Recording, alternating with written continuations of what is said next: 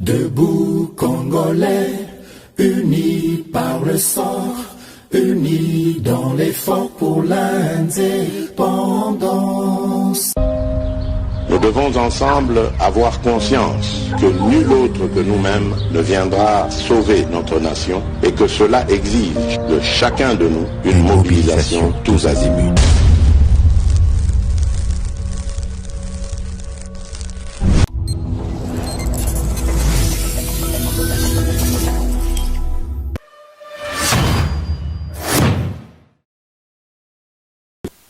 Boye malamu na GCAM télévision, fidèles abonnés, chers internautes, et c'est mon angai koye babino. Ebele na bolandi émission na bino ba éclairé debout congolais de partout vous nous suivez à travers le monde. Samba Olonga souhaité bino les bienvenus, pe merci pour la fidélité na bino, pe confiance renouvelée na itando oyo. Justice yanzambe eratakate, justice yanzambe moto moko te aishapaka na contrôle nango, bosi boyoka bosi boyebi ezali tina pona ngai pe mutuya koloba na ba commun de mortel ete sengeli tozala juste nyonso topozaka comme acte toyebaka ko récolter fruit na yango soki koza kosala mabe ezala na nkuku ezala na mpoasa yeba yango que mabe na yo okozwa lifuti na yango. Si c'est pas sur cette terre, sache-le bien que même dans l'au-delà, ton corps ne reposera jamais en paix tant que ozo continue ko sala kamabe okanisi oza yanke to poza rusé ko le kabato nyonso salaka kaka malamu po justice ya nzambe ezalaka na lombango na kei na basango e miminga liboso na bino mokolo lelo esengeli to baite tata mokonzi ekolo Félix Tshisekedi a silaki bongo ko accorder interview na ba journaliste ya France 24 na RFI pona tina maitali maponomi makambo etali sécurité makambo etali bilan na ye ezali critiquer na ba opposants politiques maitali ba wazalendo ba question etali ba mercenaires. Tout à l'heure toko ça la décryptage information kota la page que tu bien te ba propos. Il y a président de la République qui est toujours obligé à polémique et na ba réaction multiple au ilandaka yango. Félix Tshisekedi a-t-il bien répondu ba question Itali Moïse Katumbi est-ce que maïpa a lobby concernant ba wazalendo ezali malamu to mabe makambo etali concernant sécurité République démocratique du Congo est-ce que azalaki dans les bons maïtali ba élection Rutshuru et les environs bakokota na ba élection te est-ce que ezali malamu tata mokonzi ekolo a-t-il bien répondu topé ma réponse na ye mosusu il fallait pas pesa yango en tout cas débat ezali makasi autour ya biano oyo tata mokonzi ekolo apesaki na ba journaliste biso pena bino tozali komanyola ngo sikasika watoyeba est-ce qu'il avait raison ou pas de dire les choses comme a présenté qui ya ngo États-Unis azali commettre en garde bato oignon ça prêt à sanctionner acteurs oyo bakozala impliqué na fraude électorale na République démocratique du Congo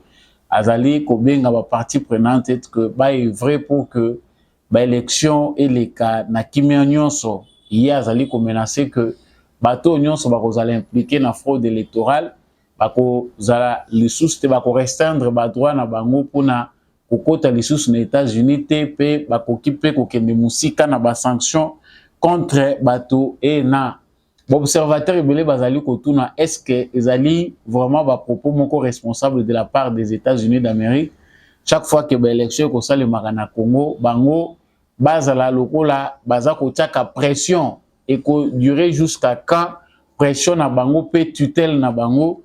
Nous allons en parler dans cette émission. Makambo etali ba opposants politiques bazali na nukoyoka na te tokolobelango na actualité oyo ezali koya na tondi bino botondi penza ndenge boponi etando ya malamu etando tobengaka etando ya ba éclairé debout congolais. Merci na bino déjà bato bozali ko participer na chat tika commentaire na yo depuis wapi ozali kolanda actualité oyo ya debout congolais.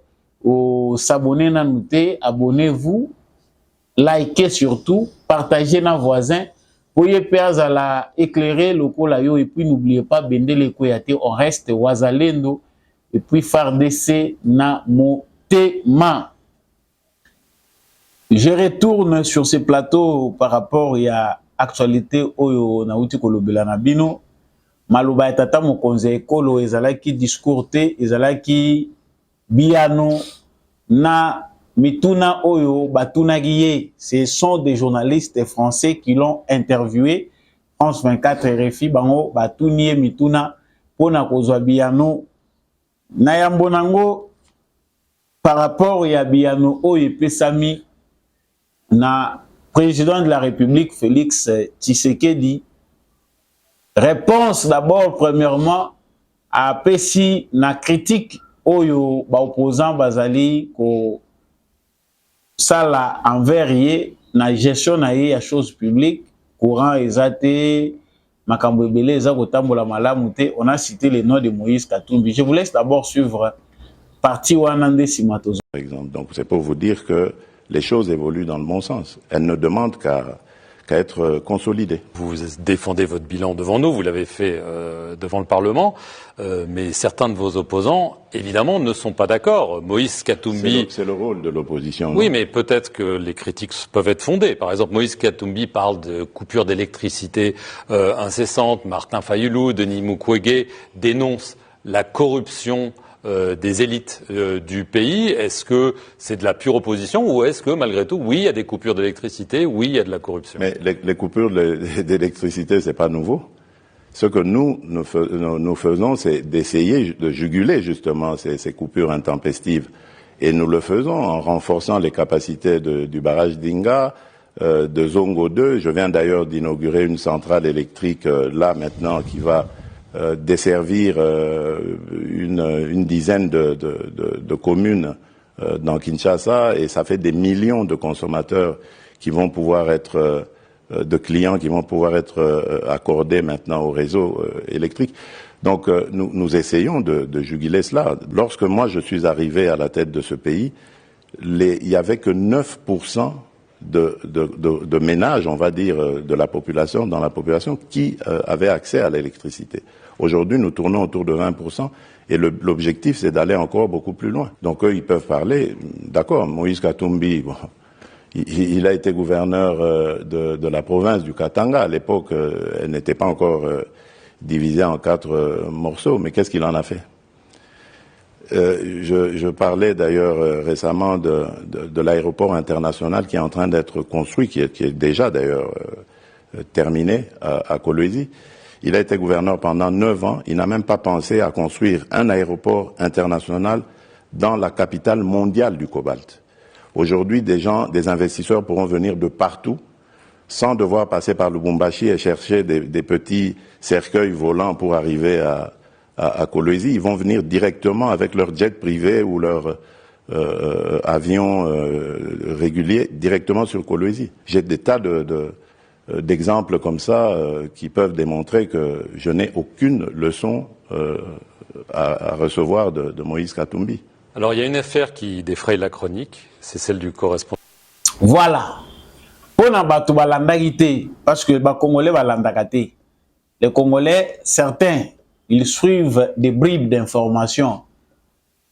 Ah, pour Nanini, président de la République, à qui répondre Makamba Katumbi, il fallait pas le Bela Makamba Katumbi, Ezako Matisaye. Pourquoi Keko cité Komba Katumbi, pourquoi il a parlé à Bila Katumbi na Katanga? Ce que nous devons tous savoir, c'est ce que vous venez de voir. Ce sont les journalistes qui ont évoqué le nom de Moïse Katumbi. Parce que Moïse Katumbi paraît être le principal challenger à Félix Tshisekedi d'après les statistiques. Mais balobi que Moïse Katumbi a critiqué bilan à Félix Tshisekedi.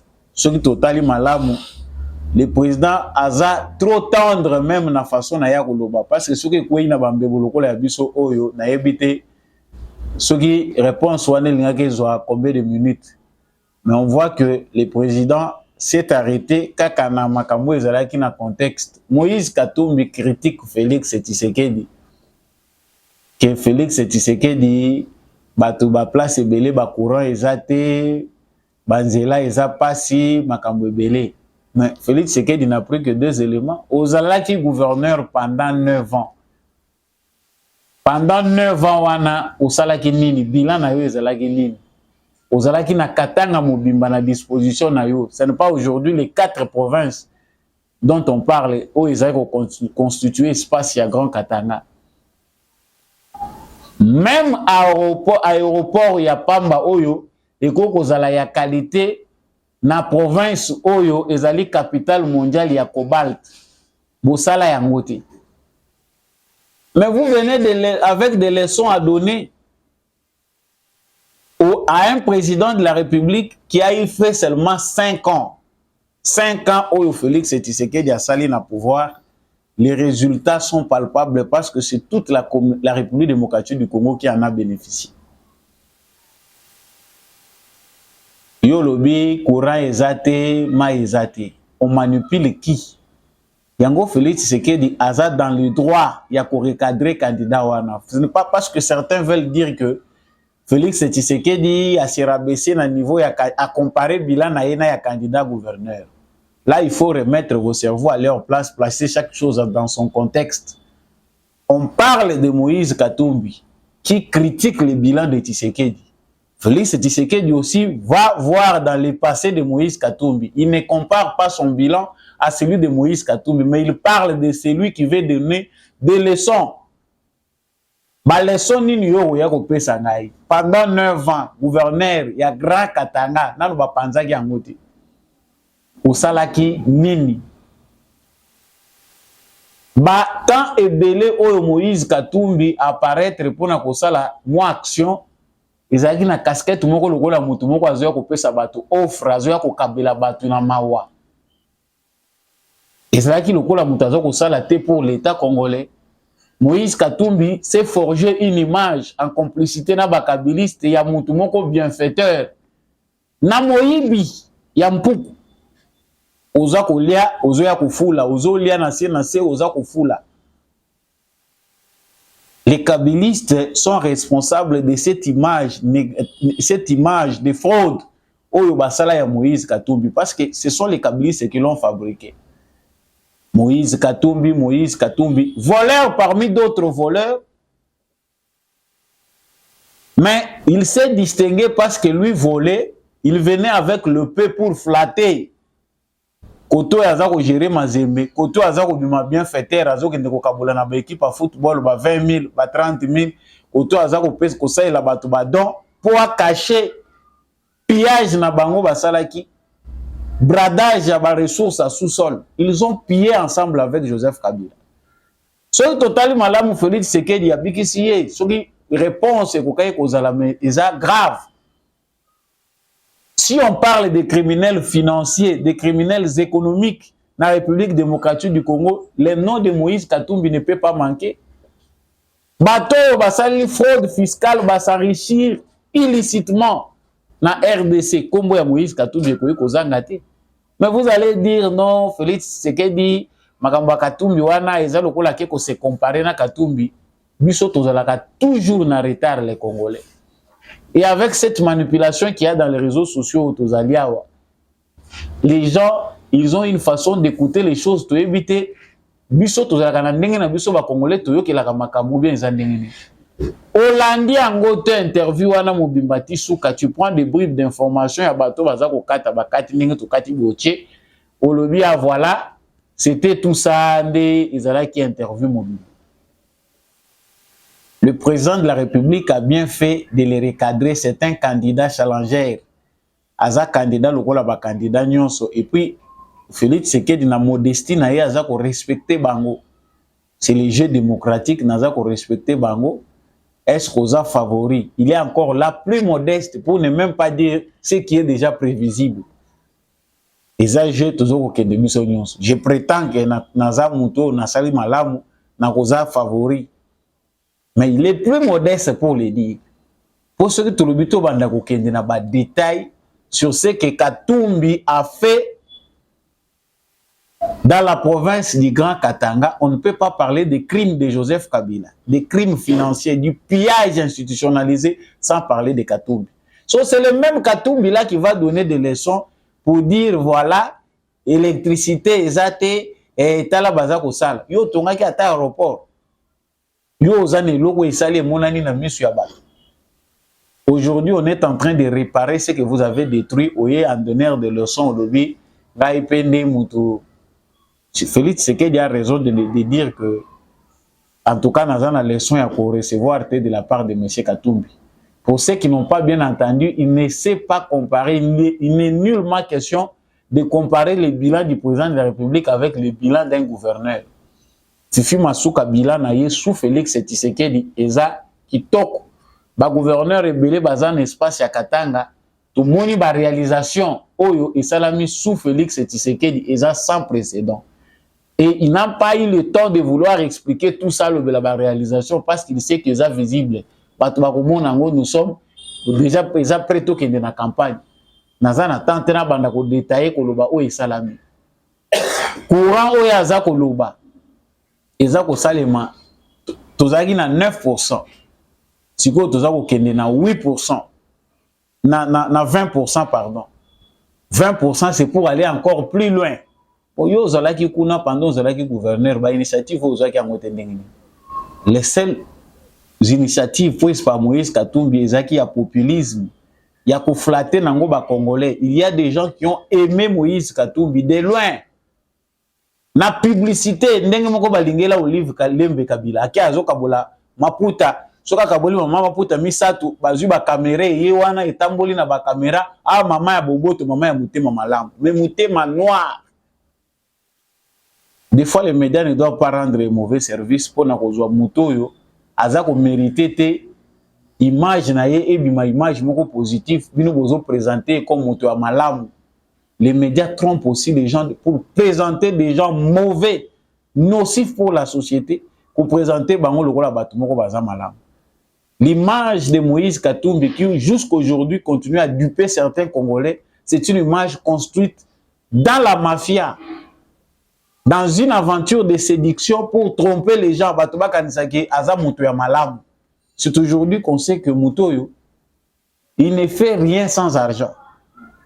Tout chez lui est capitalisé, c'est en termes de moyens qu'il réfléchit. Donc, question wana etali makambo Moïse Katumbi, ezali pe kotala ba candidat nyonso. Pensez que Félix Tshisekedi doit croiser les bras. Il ne parlera pas de Katumbi, il ne parlera pas de son passé, c'est que vous avez jeu démocratique. De la même manière que Félix Tshisekedi s'attaque à tous les candidats challengers, à Kolobango pour nabatu nyonso. Élection na ba coin oyo et salamité, il y a des endroits où il y a élection et que ça les maté malheureusement. Le président de la République les regrette.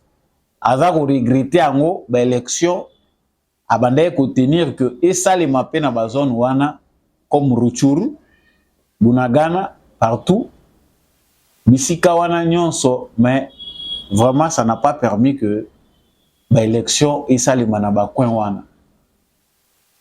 Mais c'est amèrement ndenge moko azako lobango, c'est avec amertume qui azo lobandenge wana aucune élection sans bango.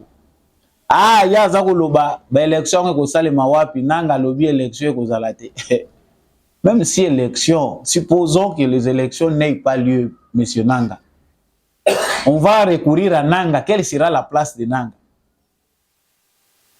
Dans une discussion normale, ce qui est élection et ko salema te, supposons. Place ya Nanga ko zalani. Donc, il y a des gens qui se donnent tellement d'importance qu'ils pensent que décision à venir en Mboka Oyo et qu'on a décidé sans bango. Donc, ils se sont fait de fils bangonde, bana kolo lupango. Tout ce qui concerne le Congo fait partie de leur vie. Bango bako kozala retraite était na carrière politique na bango.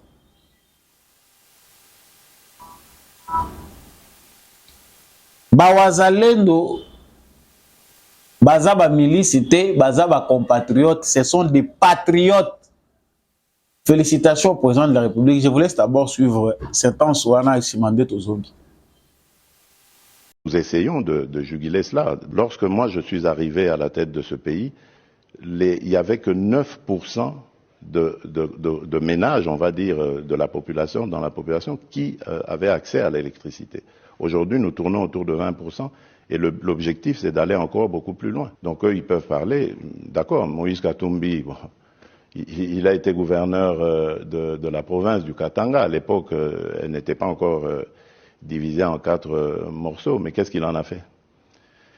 Je parlais d'ailleurs récemment de l'aéroport international qui est en train d'être construit, qui est déjà d'ailleurs terminé à Kolwezi.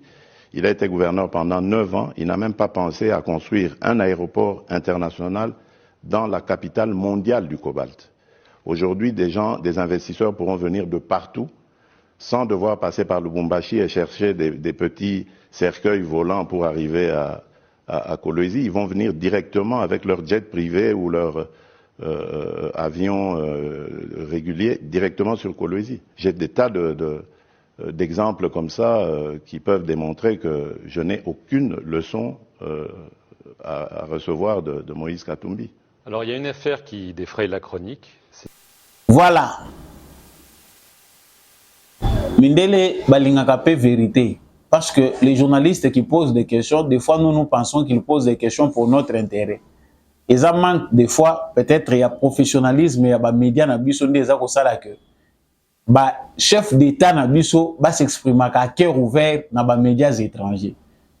Si nous en Afrique, on est bien organisé, au Congo, on est bien organisé, Félix Tshisekedi devait répondre aux questions des Congolais. Journalistes qui posent des questions par rapport à ce que les Congolais pensent. Et non des questions qui sont taillées sur mesure, des questions des journalistes français avec des chaînes internationales qui prétendent donner l'information pour le public africain. On sent ici que les questions sont posées pour des intérêts français. Même si baza koyebi sabiso que baza chaîne internationale, balingi bazo poser ba question pour le président répondre par rapport à l'actualité internationale, mais on sent qu'il y a de la France. Likambo bawazalendo ekangi bato ebele singana kingo. Toute la communauté internationale s'inquiète. Et ça, les Kambakoukam. Dans un journaliste a posé la question de Wazalendo. C'est parce que et les Nations Unies, tout le monde, ceux qui sont Congolais, se mobiliser, s'inquiètent. Bato ba mesana kolia na libulu na bango sans que baza l'inquiéter, baza kola la pungite pour na likambo ba Wazalendo. Dans le lobby, je suis parmi les initiateurs. Il faut des mouvements Wazalendo dans toutes les provinces. Et les vrais Wazalendo, tango armé, azako lancé, que bazako recruter batoyo, bazali prêt pour être des réservistes de l'armée, il faut partir. Bato tozako lobela, au moni batunsu tozako loba balobi. Non, il ne faut pas que ça s'arrête seulement aux étudiants et aux jeunes gens, même jusqu'à 40 ans, 45 ans. Il faut bazo bato bazali ba volontaire. Ou bazali prêt ya kolanda ba formation wana. Moukile comprendre que nous sommes vraiment mobilisés. Et le président de la République n'est pas allé par 4 chemins. Ba wazalendo baza ba patriotes. Ils ont pris les armes, baza ba braves, baza ba héros. Et c'est ça, parce que oui, ils ont ça le matin à cachette pour le baguer, au FARDC, à employer les groupes armés. C'est maintenant clair. Félix Tshisekedi n'a pas cherché à se cacher pour que la combo que non, FARDC a travaillé. Non! Il le dit maintenant de manière ouverte. Wazalendo, ce sont des patriotes congolais, bazako ça la défense ya mboka na bango. Et si FARDC a koki ko soutenir bango, ko appuyer bango, où est le problème? Point barre, débat wana esili. Pour ça la lisusu débat ça la lokola secret, toza ko bata maintenant, tout Congolais a le droit de défendre l'intégrité territoriale de son pays si le pays est menacé. Non, bawazalendo, mituna oyo mituna ya ba français. Bango balingaka mobilisation ba congolais, la communauté internationale tout entière, bayebi que le Congo c'est un état faible. Faiblesse oyo ya biso ezali que bango bakoki ko permettre à ta mobilisation ba congolais mokete. Si vous vous mobilisez, ils savent que leurs intérêts sont en danger. tolobaka makambo bato bazomona ngo ndire ça problème à Tshisekedi aluki makambo ba M23 déjà basilaki ndenge nazo discuter na ndeko moko azozongisaka naka en arrière. Les M23 étaient battus militairement, c'est Tshisekedi qui a fait que M23 ezonga awa se retraite. Yo nde ozali na retard, oza sous-informé. Yango faut tika la kaka na likambo wana parce que vous comprendre qu'est-ce qui s'était passé.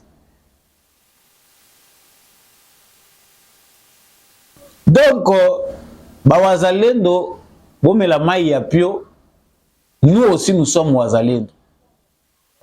Le mouvement Wazalendo est un mouvement national de mobilisation pour la protection et la défense de l'intégrité territoriale de la République démocratique du Congo. Point barre. Et un mouvement ya bayibi bantabate, et un mouvement ya batoyo bazoya kate copier babilo kwa batu. C'est un mouvement de volontaires pour la défense. Chers compatriotes, que le président Oyotozui a hors du commun.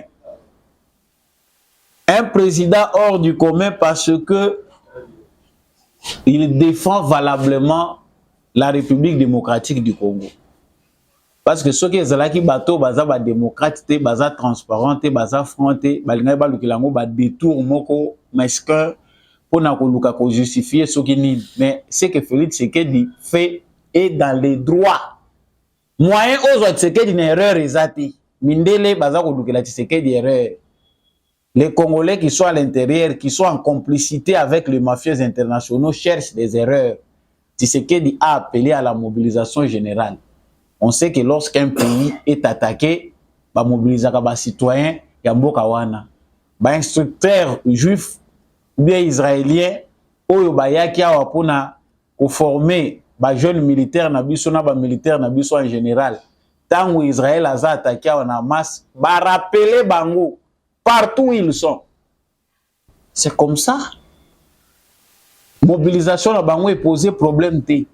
Ba acte oyo Israël a opposé et posé problème té na niveau international. Tous les puissants disent ils ont raison, ils ont droit de se défendre. Néanmoins, il faut faire ceci. Déjà, basi batiki bazan a parti pris qu'Israël fasse tout ce qu'il peut faire au Italie bangoté. Ils ont le droit de se défendre. Mais lorsqu'il s'agit du Congo, pays de sous-hommes, je tiens un tel propos, de tel langage, et ça peut comprendre les dimensions niveau biso bazako zola biso. Lorsque des citoyens congolais se mobilisent pour défendre leur patrie, on cherche un terme à coller. Bakomi ba criminel, c'est un mouvement incontrôlé, il y a risque de violence et matin.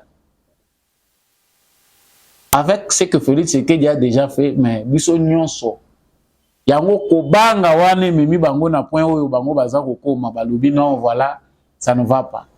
Et plus loin il cherche bakei kotuna mutuna balobi baza koluka tomoni boza ko engager batou les mercenaires ba question ba mercenaires tout ça. Et même si c'était des mercenaires, les questions qu'on a posées au président Félix Tshisekedi, ce sont des questions qui font l'inquiétude des mafieux internationaux. Parce que le Congo est dans le droit de se défendre. Oh, ben, instructeur, même si les Congolais engagé réellement les mercenaires, où est le problème? Aujourd'hui, la société militaire privée est allée. Le groupe paramilitaire est allé, ils ont prêté des services na bango. Ceux qui ont une défaillance, ils ont armé na bino bo prêter bango, où est le problème? Ça pose problème parce qu'ils ne veulent pas que Congo ait gagné bitumbawana. Balingi que ba défaillance continue kozala bango ba marchandaka likolo nango. Ba état obiso totaleli a basunga biso. Ces états là ne nous aident pas. Voilà pourquoi Félix Tshisekedi fait recours à des instructeurs oyo bakoyi ko aider armée na ye pour niveau à la relever ba engin ya sika tokota nango. C'est plus pratique et plus technique que kokende ko luka ba état oyo baza ko compliquer biso na ba relation. OK, vers un état pour aider bino sur le plan sécuritaire, babandi ko renvoyer bino na ba procédure, babandi ko la sabino pongi, nous allons vous aider, nous avons ceci. Voilà, à la place to kende ko recourir les sous pas na bino, toza ko recourir na ba sécurité. Ma société où ils a privé, tout ça là facilement. Non, il y a combien? Monsieur le président, kotuna koyemi saka bangote. Et tu as vu que besoin qui peut cadeau char. Est-ce que ça combien? C'est dans les 1000? Et c'est combien? Des milliers? Et il n'y a pas Bambi Bango. parce que vous voulez savoir. Franchise, il y a Félix Tshisekedi, ils ont malamu, ils ont ma bémingi, mais c'est cette franchise-là qui aide les pays à avancer. Je ne fais pas la politique politicienne, nazolinga ko impressionner mutute. Pour na que voilà, naza ko sala boy. Non. Ça prendra le temps que ça prendra. Oh noté aux olingate au sala action moko boy pour que le ko la ba élection les approche au gagner l'électorat. Non. La main de Félix Tshisekedi qui a longtemps duré tendue, ils ont bimisa biso le ko la ba lâche quelquefois, ils ont affaiblir ba citoyen mususu ba compatriote na biso bazo comprendre na passe. Pour eux Félix Tshisekedi est un traître parce que zela il est kimingi. Mais zela il est kimingi, c'est ça même la voie de la sagesse. On ne peut pas aller de manière brutale, il faut tout épuiser bango, tout la kisi bango que vous n'avez plus rien à nous dire et nous avons le droit de nous défendre. Awa toza ko loba lobi na bango, biso tozeli que communauté internationale a sanctionné. A sanctionné té. Conseil de sécurité des Nations Unies, bazana ba preuve, ba sanctionné té. Nous allons faire tout ce que nous pouvons faire. Voilà. Tozana droit à se défendre, to se défendre ndenge biso to lingi ba drone essayé. Confirmation na mokono président. Po biso so to lobi yango, bino bozo bimisa ba secret défense. Ba secret défense c'était biso tozo ko lobango te baza ko surveiller biso 24 heures sur 24 heures avant biso to lobango Jeune Afrique a sa bimisi yango France 24 a sa lobiango biso mo bakolo lango to lobate tozo loba. Le président de la République l'affirme, vous êtes très bien informé sur cette question des drones et CDG est commis nazo ko yebisa bino ye et zana noté tozo zelaba livrer biso te DG c'est commis, les drones sont là, des drones d'attaque. Ah oui, et ça va drone d'attaque. Problème est wapi. Félix Tshisekedi ne répond pas à des journalistes français, mais c'est derrière les journalistes wana, c'est leurs états. Aza ko répondre na véhémence nyonso parce que batwana baza ko pejaka biso, bazo kantsaki photo batama. Nous n'avons plus à nous cacher pour défendre notre pays. Moi, ce qui importe pour moi, c'est défendre mon pays. On sent même la franchise. Erreur politique. Les chefs de l'État ne peuvent pas dire des choses comme ça. Non, il faut montrer au monde que nous sommes prêts. Drone wana eza drone d'attaque. Touché yango wana. Pour ceux qui lobby dégâts ezali balobate que ça c'est ce qu'on peut dire. Oye bani, ibongo oye bani te. Oye peut etikali jusque là eza secret. Ce sont des propos aussi de dissuasion. Tout qu'on continue que nous avons le droit de nous défendre. Non, bah payer belé bah ça la publicité à bibundelo bah on va ça quoi. Nous avons aussi des choses à cacher, mais nous avons aussi des choses à dire pour dissuader l'ennemi. Quand vous êtes au bah que baza ko kufa ebele na bazamba ba toazo yo kamote. Boyo kango na munoko président que baza ko kufa en désordre. Ils viennent mourir ici. Et là baza ko yako lugezate baza ko za bibimela ba bazo kende ba preuve. Nyonso tozo monawa Nations Unies à Zanango, il n'y a pas que nous qui avons ce preuve. Voilà un président de la République. Et le mal de Tshisekedi ici, c'est parce que ce n'est pas un politicien ordinaire. La politique il n'est pas ce genre de politicien là. Les cœurs qu'il a, la franchise qu'il a, ce n'est pas un politicien ou le rôle de politicien nyonso. Parce que les autres politiciens ils font des calculs, des mensonges. Moi, je n'ai pas à mentir. Soit je ne vous dis rien, soit je vous dis des choses vraies, et puis dans la décision, j'entre dans les droits. Avoir un président comme ça, nous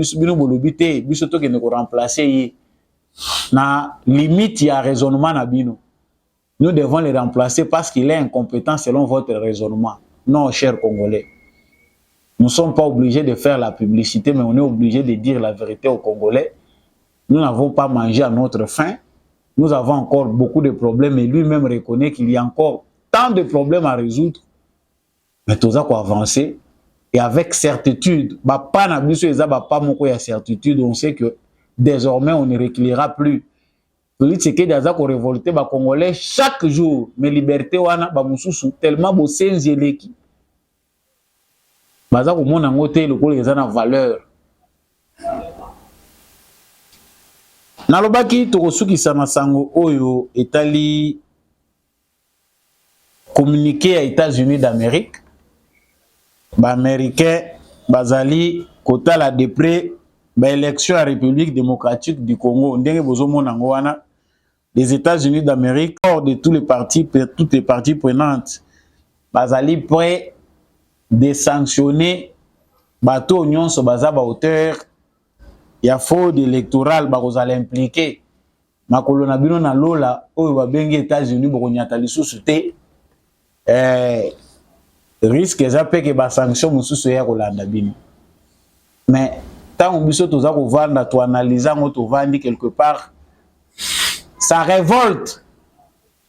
Eza ko révolter biso pourquoi? Parce que États-Unis d'Amérique azana ba promesse belé fallacieuse faite pour le Congo. En tant que puissance mondiale, les États-Unis d'Amérique ont la possibilité de mettre terme dans la situation de l'Est et la République démocratique du Congo. Mais basali yangote, ce que l'Amérique trouve de mieux, c'est venir donner des injonctions dans une matière attachée à la souveraineté nationale de la RDC. Bazo pesa ba injonction lokola bazo pesa na bana na bango. Bo simba wate. Mais tango bino bo sali ba élection na bino na États-Unis. Trump aza ko réclamer que ba yibi élection na yi. Biso to ye na bamboka na bino to yo ko yebisa bino bokeba na Trump. Je pense que dans l'avenir, il faut tout banda ko sala pe biloko wana. Organisons-nous, les Congolais qui sont à l'étranger, il faut banda ko surprendre bango pe na ko yebisa ka bango biloko wana. Ça va sortir comme du vent, mais au moins et ko interpeller ba conscience na bango. Non, nous, la communauté congolaise ou le gouvernement au nom du gouvernement congolais, toza ko senga les États-Unis d'Amérique a tika ko manipuler justice contre Trump. Au moins il y aura de l'équilibre. Nyonso eza koyela biso pourquoi basango balongwa on dirait biso totinda ka bango. Na ba Moïse Katumbi et les autres bakei na makambo ya Congo na États-Unis. Bolongolela biso Tshisekedi aza ko kamba mabe. Comment voulez-vous? Kebaya kokota te. Parce que biso moko toza incapable de nous organiser, d'être unis parce que au milieu de nous, il y a des infiltrés. Bato baza ko mériter ko zala ba citoyens congolais te mais qui sont aujourd'hui citoyens avec nous, mais loyauté na bango et zanango te vis-à-vis la République démocratique du Congo, ils sont obligés de faire ce qu'ils veulent. Les élections qui peuvent avoir lieu, ils zanango fin du monde. Les Congolais doivent se préparer parce que plusieurs scénarios sont possibles. Chaque fois que tu commences à peine à l'élection, bitema ba Congolais frisanga aka akimia. Ils doivent nous inventer tous les scénarios possibles. Toujours retirer, ba ressortissant na biso, oh ba ressortissant ya koto, ba to retirer ba ressortissant na biso. Ba kenda ka libela te pona nini, ba pays a mweza ka sûreté. Mais ba kenda ka libela te ndengini. Comprenez, chers Congolais, qu'il y a des gens qui sont habitués à nous vendre les rêves du chaos. Parce que ils allaient marchandises na bango ou ils va profiter kanango pour faire des millions. Lorsque il y a quelque chose qui s'apparente à une crise au Congo, les Européens, les Occidentaux en général sont tranquilles.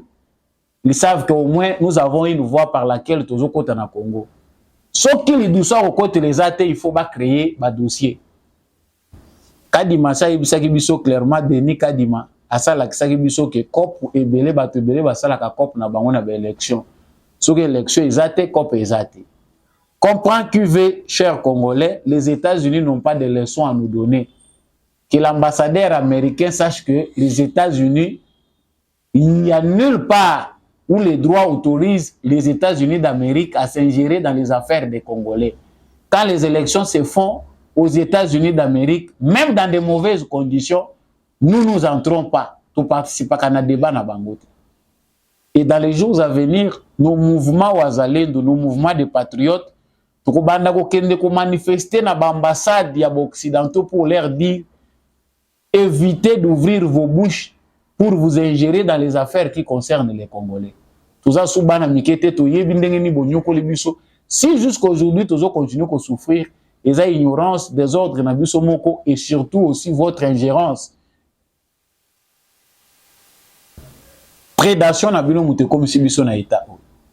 Émission ya mokola lelo et comme na suka ezaki émission moko et salami kaka na ba sujet mibale. Nous allons encore revenir avec force pour parler de l'avenir de l'opposition. Est-ce que les élections iront, les opposants pardon, iront aux élections avec un seul candidat commun ou ils seront en ordre dispersé? Est-ce qu'il y aura élection? Quels sont les scénarios possibles? Voilà, na pesibino, ba rendez-vous na émission Oyo Ezali Kolanda. Abonnez-vous si vous n'êtes pas encore abonné à cette chaîne. Partagez l'émission, surtout likez, partagez, likez. Merci à vous tous qui vous suivez nombreux à travers les chats, vous commentez, vous allez au salango ba échange belé. Tout n'est pas dit ici. Je pense que le débat est continué à Kabisike belé bolanda ka actualité na biso. Nous n'avons pas aussi la prétention de tout dire. Tolo bagamukeo et koki ko éclairer ba lanterne na biso nyonso pour que to comprendre mingi malamu pe actualité à République démocratique du Congo. Na pesi matondo mingi nande kombi à chaque wazaki na sima caméra o po ete émission o ekomela bino. Matondo mingi na apôtre Gérard Kabea, candidat député national na Tchangu. Merci mingi na papa Freddy Ngwama, candidat à circonscription électorale ya Ilebo. Pe ba candidat nyonso yo bazali pe ko baza pe kozela ba élection. Merci mingi na l'homme de la vérité des urnes, Jean-Louis Timbalanga. Merci à papa Maurice Kikangala à partir d'Irlande. Merci à papa Boniface Punga depuis la France et tous ceux qui nous suivent aussi à partir de la France. Vraiment bino nyonso na pesi bino matondo mingi, vraiment ndenge bozo continuer kolanda biso. À ceux qui nous suivent en Belgique, ceux aussi qui nous suivent à Kinshasa, Mama Bilonda. Merci na Yope, merci na Baignon, bozolanda biso na Suisse, na Irlande, na Allemagne, bozolanda biso na Autriche, bozolanda biso na Angleterre, bolandi biso na Belgique, na France, Afrique du Sud, Angola, Zimbabwe, Côte d'Ivoire, Sénégal. Lelo natangi ba pays belé. Vous êtes au Canada, vous êtes aux États-Unis, vous êtes en Australie, vous êtes au Japon, vous êtes en Chine, vous êtes à Dubaï, dans les Émirats Arabes Unis. Vous allez na Tanzanie, vous allez na Kenya, vous allez na Zambie, bah pays ezebele, vous êtes au Congo Brazzaville qui nous suivez là-bas, vraiment merci à vous. Même si vous êtes au Gabon, vraiment merci mingi na bino ba ebolandi biso so ipe na tangi ville na yote tiango na commentaire ou bien pays oyo zali. Merci à tous ceux qui nous ont suivis à l'intérieur du pays, Bukavu, Goma, vous allez na Maniema na Kindu, vous allez na province orientale, vous allez na Kisangani, na Chopo. Vous allez na Grand Katanga, vous allez na Kasumbale, Sakimia ezala kuna mingi, tout éviter ko bunda biso na biso. Vraiment bolanda exemple ya ba politicien après avoir que Fayoulou, après nous avoir embrouillé, reconnaît que Félix Tshisekedi est son frère, même s'il est encore dans l'opposition. Mais Félix Tshisekedi na va se serrer, pe ba sourire. Il est possible ya kozala na divergence à ba opinion, mais qu'on continue kozala frère. Dans l'amour, c'est plus important. Yango muteko ko aider biso ke to émerger. Na ba mentalité na biso, ngai na bino tokutani prochainement na émission mosusu. Bendele ko yati.